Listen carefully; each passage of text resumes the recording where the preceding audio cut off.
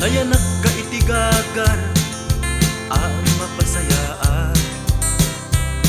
Pinadakkel da ka iti laksi kinariga. Limitan da dakkel ka sa balit indain supapak. Pagsangite mon dagiti naganak. Ti ammo da may sakanto amay pagpanakkel. Ngem sayang ta inanak kamit gayam anadawel. Adu abisyo ti ken ka naigamer. Mun amot nagapwam itadanes mo na amam ken inam. Kasanupay makalungaw ka.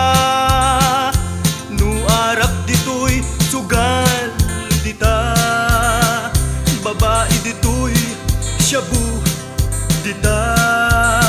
Ket no awan agtakaw ka.